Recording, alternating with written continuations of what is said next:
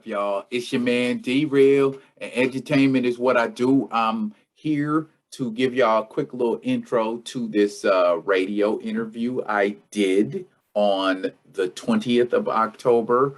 Myself and my airtime homie, Miss Jasmin Smith, and we got the opportunity to interview Mr. Greg Burnham, the writer of,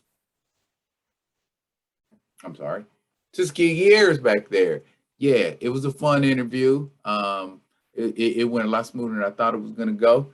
And I'm not going to hold y'all up because it's kind of lengthy, but I ask that y'all bear with it because it's a fun and very informational interview. And again, shouts out to Mr. Burnham. I appreciate you taking the time out to interview and hope we cross paths again. Yo, Realists, hope y'all enjoy this as much as I enjoy doing it. I will be getting back at y'all with another one of them other ones. And until then, enjoy the interview. Speaking and comics and anything of that nature, I'm for 150%. So just kind of give me a quick rundown what it was that kind of inspired you to do what you do, and what was the process that got you where you're at right now? Oh man, inspiration goes way back. I was reading comics, when I was little, and I don't know, I guess I had like an acute sense of my blackness, so I kind of wasn't liking the way that, black people were being done in comics, so I kind of broke up with comics.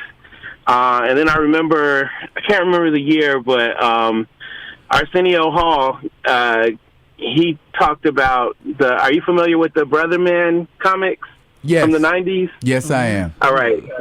Shout out to Dawood and them. They're like mentors, like big brothers of ours. Wow. But yeah, that let me see, okay, hold on. Black people can do comics. Like, we can own and control our comics. I didn't even think that was really possible. And around that same time, I was in Kansas City for the summer, and my grandma brought me a book. I believe it was called Omega Man. Mega Man. No, well, this was not. This was like a black-owned comic book. Oh, I think I remember that. I think I know what you're talking about. But go ahead. Yeah, and so again, it's like I'm seeing. Okay, you can do this without getting permission. We know what it's like when you're trying to get permission from these companies to tell our own stories. Usually, our stories don't get told the right way. So when I moved to Atlanta, like 22 years ago, I was like, I just want to take a shot and try to do a comic. And so I found Marcus Williams, who's my co-creator of Tuskegee Heirs, business partner, and we linked up. I pitched an idea to him. We did a comic book called Starving Artist. It was a hip-hop comic because it's like the two things that I love. And we were doing really well. We were selling them, but we had no idea about the business, so we were actually losing money every time we sold a book. But the thing that we learned from that was we can make something that's dope, like something that people, like we're selling out of this store. We're not even telling people the book is in here. And we're selling out almost daily. So we're like, okay, we know what we're doing. We just got to figure out the business side. And so, I published some children's books. Marcus worked on a couple of comics. He's an amazing artist, y'all. Marcus the Visual. Sorry, I don't know if I'm supposed to promote. I've actually seen Marcus's work. He did a cover for Marvel, didn't he? Well, he's doing right now. There's a bunch of people. He's done. Bloom Studios has released a couple of covers that he's done. Yeah. And so he's steady getting offers to do covers and whatnot now. But so we linked back up, and I was doing children's books already, and so with it, we were at a book signing, and it was like an older gentleman like a former pilot, he came to the table and he's like, y'all need to do some stuff with aviation. And, you know, Marcus was like, I was thinking about drawing some young Tuskegee Airmen. And I was like, yo, we need to write this up. So, you know, I was like, we can put it in the future and add robots. Like, he's like, we can add robots. And our heads literally exploded. And it took us back to, you know, when we were 20, when we were first working on that first comic book. You know, so it was just like, you know, we're kids. We're both single fathers. And, like, my kids lived with me. His kids lived with him. So, like, it just happened that it happened around Thanksgiving time where we could kind of pawn the kids off on their grandmothers. And we just started working, like, you know, Marcus, like, I'm, you know, world building. Marcus, well, we're doing that together, but he's drawing at the same time. And we posted one image. This was like in 2016. We would post, like, we would create stuff. We'd post images on, you know, Facebook or whatever, just to see if our followers were digging it, you know? And we posted, like, one image of one of the Tuskegee Heirs kids, and the internet went crazy. And so we're like, whoa. So then he did another one, and then we started getting the threats to take my money, those threats. Right. Everybody's yelling at us, like, y'all better do a crowdfund or something. So we did a Kickstarter, like, early 2016, and we were trying to raise $10,000. We ended up raising that in 8 hours, and proceeded to raise $74,000 over the month. Nice. Totally went viral. We didn't even know to what extent, like, but, like, we were in USA Today.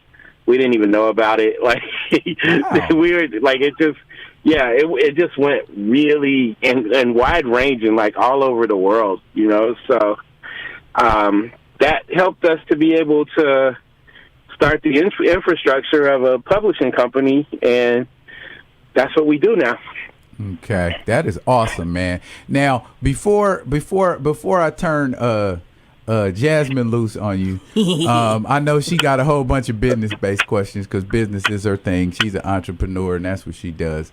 But you have a relative that that I went to school with and played football with. Mm-hmm. And he is now a character in one of your books. Yeah.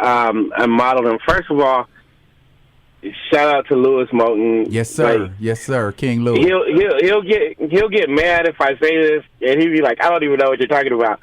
But he's like the best male role model that I've ever had in my life. He's my big cousin. He's the one that helped me, like helped me to actually start learning about my blackness, like really delving deep into it. He asked me the hard questions that I couldn't answer when I was young that made me start to think, and truthfully, he's an amazing poet and a writer, and he published a book. I think I was still in high school when he published a book of his poems. Why write and if it wasn't for him, yes. And if it wasn't for him, I wouldn't be writing. I'm just going to be honest. Okay. I wouldn't even have thought it was possible. Yes. And shouts out to Lou. And I'll try to get this to him when the next time I talk to him. But that ain't what I was asking for. I was asking because I want to be a character in a comic book. Please put him in your comic book. So everybody that here's knows me knows I love comics, and I just, man, you can make me a bad guy, man. I don't even care, man. Just put me in that mug, for real, for real. So what I'll do is so I used his likeness. I talked to him beforehand. He approved it, so I'm not just out there plucking people.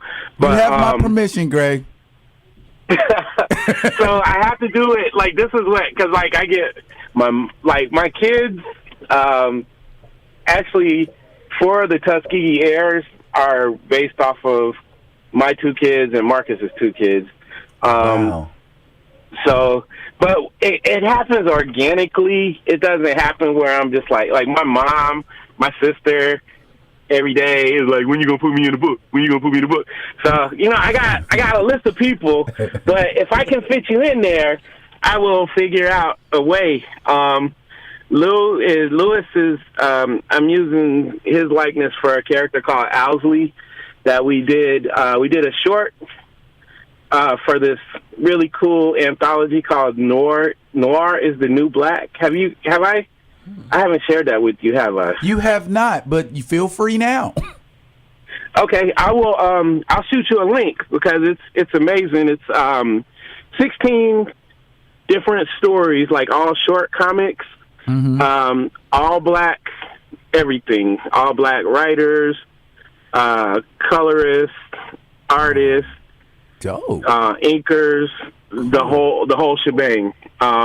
It's this really cool dude. He's French, Fabrice Sapolsky, who heads up the Fair Square Comics, is the publishing company. So we did that last year. It was a really big success. They did a Kickstarter for it, and then it was released earlier this year. And it's an amazing book. I get to be in the book with some of my favorite creators. David Walker. I don't know if you heard of him, but he's my favorite comic book writer, period. And then a lot of the other indie guys that are really doing good stuff. Yeah. So it's great. And particularly too, I like shouts out to Bitterroot and Black. I really like what they're doing with that. That I just the period, just the fact that Bitterroot is a period piece, and it addresses us during a time when we were basically being ignored. And I just think it's an awesome concept.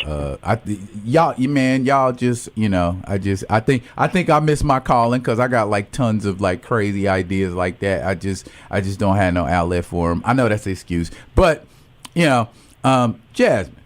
Oh yeah. Here she come, man. Stay strong. First and foremost, I'm nervous. I'm nice. Like Daryl said, I love all things entrepreneurship. So shout out to you for having a comic book. I was like, oh my God, we need to get those in our comic book store here. I'm going to call John Weddleton, our comic book store owner, because like kids seeing that and representation is so important. Yes. And I just wanted to like ask you just a few questions. I'm not that bad, Daryl. Anyways, my first question is, how did you know your calling was to be an entrepreneur and like write these books? Like, did you grow up seeing businesses and you're like, I could write me some books and do this myself, or did it just kind of pop out to you? Like I said, my cousin, published a book, and so that let me know it was possible. Yeah. I think like when I got to Atlanta, so I was living in Louisiana. I went to school at Grambling State University. Oh, we have a good and shortly after I got out of school, I was married, and we moved to Atlanta. And Atlanta was just a whole different place. So this is not an indictment on Louisiana, but different regions are different. And in Louisiana, it's hard to get a job and then it's really hard to get a job as a black man. And when you do get a job, like I remember I quit a job working at a pawn shop. I was making $6.35 an hour. And when I quit, like the regional manager came in and was like, "You're making $6.35 and you just want to let it all go?" And in my mind, I'm like, my God, man, what? I got to get out of here. So moved to Atlanta, and it's like, okay, everything's possible out here. Like if you have an idea, there's a market for it here. So it was like I just always, like once I got here, I guess I was always kind of like a hustler, but I was, hustling in school, whatever. But then I came to Atlanta, and it's like I always had a side hustle, whether it was doing books. We had a website, a hip hop based website where we infused like some comic art. I was throwing shows and just like walking into stuff. Like one day I'm, thinking about it. The next day I'm doing a show with, like I'm promoting a show or whatever. So it was just always something. And then out here, I'm coming from Louisiana where, the cost of living is way lower. So that's another thing. Even though I had a decent job, I had a job in finance, but it was like I was always like, man, I want to be, be able to be comfortable. I need to be able to, if anything pops up, my kids need to be taken care of. So I was just grinding. Like I said, we did that first comic in like 2000, and if we would have known what we were doing business-wise, we probably would have made a lot of money off of that. But the story that we all learn. Yes. Yes. Right, but all of it is, us learning. And the cool thing is now I get to, kind of help the younger generations. That was going to be my next question. That's perfect. With avoiding pitfalls. I literally, just yesterday, a young lady I know, she was asked to come to a college to speak. And she was going to, lowball herself. She was like, what should I charge them? And she gave me like a really, really low number. And I was like, you got to drive 3 hours? I'm starting to calculate everything and showing her how I do it. I'm like, no, man, you need to be trying to get, I don't want to say the numbers, but like 10 times what she was asking. And she told them, and that's what they gave her. So, always trying to, show the newer generations so they don't have to go through what we did.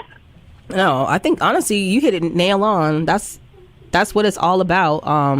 Having a business, and I definitely commend you as a parent. I totally get it. I'm also a single parent. I got twins, so I understand the business hustle and the balance, and wanting to be comfortable and not have to worry about those bills, and also be able to leave your kids a little bit more than what we had. So I think that is commendable and something that kids need to see. And I remember the Atlanta days. I went to Georgia State for a while, so I remember going to Atlanta felt like a chocolate mecca. It was like just chocolateness in business everywhere. I'm like, woo, yes. I miss Freaknik.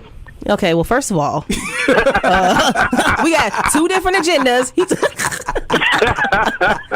Okay, he went there. Took a turn.